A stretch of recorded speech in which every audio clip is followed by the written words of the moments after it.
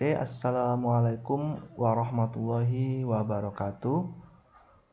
Berjumpa kembali dengan saya Andre. Untuk hari ini, saya akan memaparkan materi mengenai hukum Newton. Nah, hukum Newton ini nanti diklasifikasikan menjadi 3 ya. Ada hukum 1 Newton, ada hukum 2 Newton, dan ada hukum 3 Newton. Nah, untuk kita bahas masing-masing. Yang pertama mengenai hukum 1 Newton. Hukum 1 Newton ini bunyinya adalah setiap benda yang diam atau bergerak lurus beraturan atau GLB total gayanya 0. Atau secara matematika kita menuliskannya sigma F sama dengan 0. Nah, ini syarat sebuah benda total gayanya 0. Ada 2 ya. Pertama, dia bisa dalam kondisi diam atau dia bergerak tetapi dengan kecepatan tetap atau GLB. Itu syarat sebuah benda total gayanya 0. Contohnya, misalkan kita diminta untuk menentukan gaya normal pada balok gambar berikut. Apa sih gaya normal itu? Gaya normal itu adalah gaya yang tegak lurus dengan bidang sentuh. Itu dinamakan dengan gaya normal. Nah, untuk balok yang A, kita selesaikan ya pembahasan menghitung gaya normalnya. Untuk yang A di sini bisa dilihat ya. Kita gambarkan dulu arah gayanya. Ke atas ini ada gaya N. N di sini artinya adalah gaya normal yang akan kita hitung nilainya. Ke arah bawah tentu saja pasti ada gaya gravitasi atau gaya berat. Nah, simbolnya di sini adalah W. W itu adalah M kali G, massa dikali gravitasi. Massanya kan dari soalnya 4 kg, gravitasinya 10. Berarti 4 dikali 10 sama dengan 40 Newton. Nah, untuk kasus benda ini, kondisi benda dalam keadaan diam. Nah, berarti kalau dalam keadaan diam, berlakulah sigma F sama dengan 0. Gaya yang arahnya ke atas yaitu N di sini nilainya positif. Sedangkan gaya yang arahnya ke bawah itu nilainya negatif yaitu W-nya atau M kali G. Nah, dengan menuliskan persamaan sigma F sama dengan 0, N itu positif karena tadi arahnya ke atas, W-nya negatif karena arahnya ke bawah jadi min W sama dengan 0. N min W-nya 40 sama dengan 0, min 40 pindah ke sebelah kanan. Yang tadinya negatif jadi positif, maka gaya normalnya adalah 40 Newton. Untuk kasus yang B, ada benda bermassa 2 kg ditekan ke bawah dengan gaya F 10 Newton. Berapa gaya normalnya? Kita gambarkan arah-arah gayanya.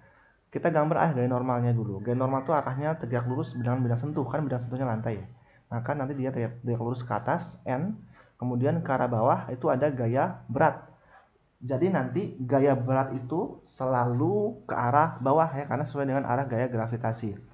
Dimana nanti gaya beratnya itu atau W dihitung pakai rumus M kali G. M-nya adalah 2, gravitasi 10. Jadi kalau kita kalikan hasilnya 20 Newton. Nah, dengan menerapkan hukum 1 Newton karena kondisi bendanya dalam keadaan diam, maka berlaku sigma F sama dengan 0. Gaya yang arahnya ke atas positif, gaya yang arahnya ke bawah negatif. Kita lihat benda yang B ini, gaya yang arahnya ke atas adalah N. Yang ke arah bawah ada F yaitu 10 Newton dan ada W yaitu 20 Newton. Sehingga nilainya N-nya ini positif, min F karena ke arah bawah, min W ini juga karena ke arah bawah sama dengan 0. N min F-nya tadi 10, W-nya adalah 20. Min 10 sama min 20 jadinya min 30. Jadi N min 30 sama dengan 0. Maka N-nya min 30 pindah ke sebelah kanan, yang tadi negatif jadi positif. Jadi N-nya 30 Newton.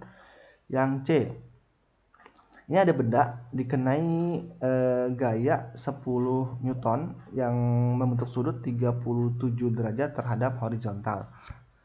Terus kamu diminta berapa besar gaya normalnya. Kita gambarkan dulu arah gaya-gayanya. Untuk gaya normal ini gaya tegak lurus dengan bidang sentuh, ini arah gayanya ke atas N. Kemudian ada gaya berat ke arah bawah yaitu W sama dengan M kali G. M-nya 3 kg, gravitasi 10. Ini jadinya 30 Newton.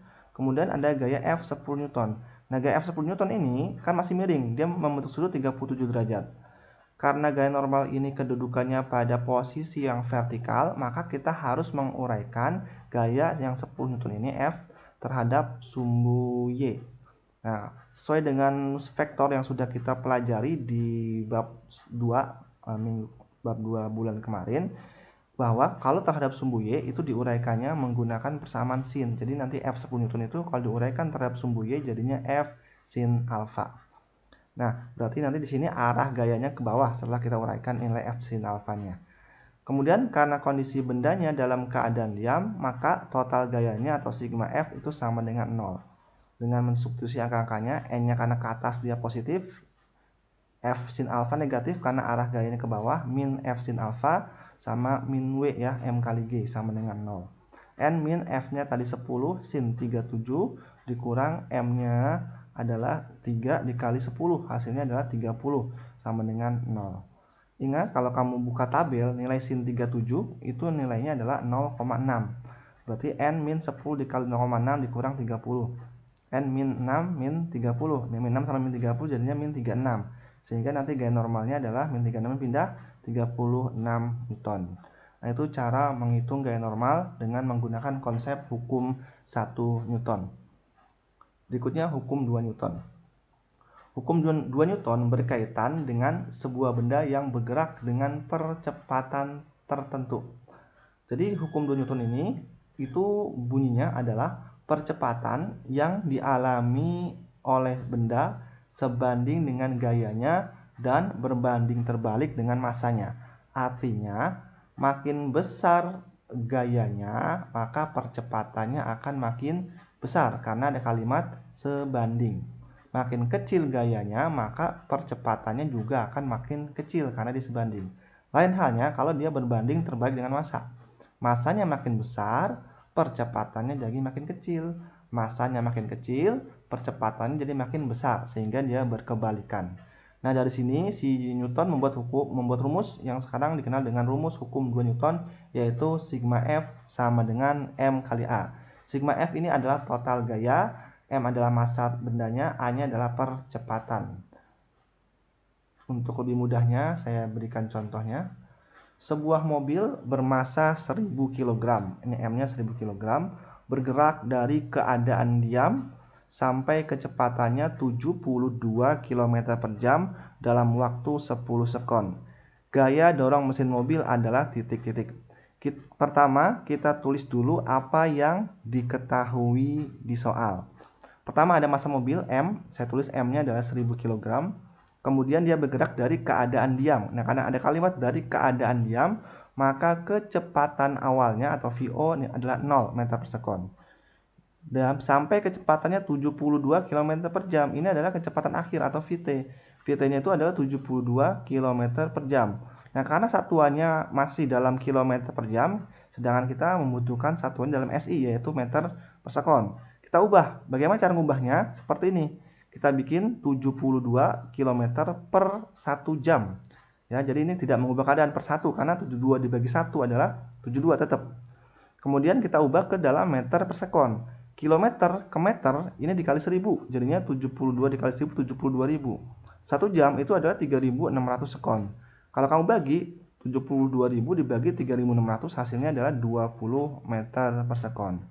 Nah, ini adalah kecepatan akhirnya. Kemudian apalagi yang diketahui di situ adalah waktu 10 sekon. Ini adalah T-nya, simbolnya waktu. Nah, berapa gaya dorong mesin mobil? Yang ditanya adalah F. Langkah pertama, kita menggunakan persamaan GLBB atau gerak lurus berubah beraturan, yaitu kita menggunakan rumus VT sama dengan VO ditambah AT.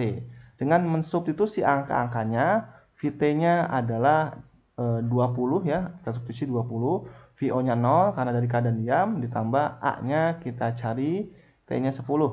Sehingga 20 sama dengan A dikali 10 jadi 10A, ditambah 0 jadinya 10A. Maka A-nya adalah 20 dibagi 10 sama dengan 2 meter per sekon kuadrat. Nah, yang ditanya bukan percepatan, tetapi yang ditanya adalah F, gayanya. Nah, sesuai dengan hukum 2 Newton, sigma F sama dengan M kali A. M-nya massa, A-nya percepatan. M-nya massa mobil 1000 kg dikali dengan 2, maka hasilnya adalah 2000 Newton. Nah, itu besar gaya dorong mesin mobil. Berikutnya mengenai hukum 3 Newton.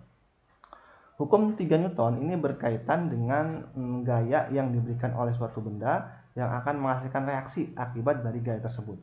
Bunyinya kurang lebih seperti ini untuk hukum 3 Newton. yaitu apabila gaya aksi diberikan akan timbul gaya reaksi yang besarnya sama tetapi arahnya berlawanan. Atau kalau kita tulis secara matematika itu adalah sigma F aksi sama dengan negatif sigma F reaksi. Contoh penerapan dalam kehidupan sehari-hari yang berkaitan dengan hukum 3 Newton. Di sini saya tulis pada peristiwa peluncuran roket. Nah, kenapa roket itu bisa terbang? Itu karena roket memberikan gaya aksi ke arah bawah dari semburan massa partikel gas. Kemudian rantai tanah memberikan reaksi sehingga nanti akan meluncur ke atas roketnya tadi. Kemudian pada peristiwa mendayung perahu. Ketika kita mendayung perahu, perahu akan maju ke depan. Ini akibat adanya gaya aksi reaksi ya. Kita memberikan gaya aksi berupa mendayung, kemudian sebagai reaksinya air memberikan gaya reaksi terhadap perahu tadi, terhadap dayung tadi, sehingga perahu bergerak ke depan. Serta ketika tank sedang menembak ya, dia akan terpelanting ke belakang. Ini adalah akibat gaya-gaya aksi reaksi. Nah, oke, untuk materi hukum Newton sampai sini dulu, sampai hukum 3 Newton.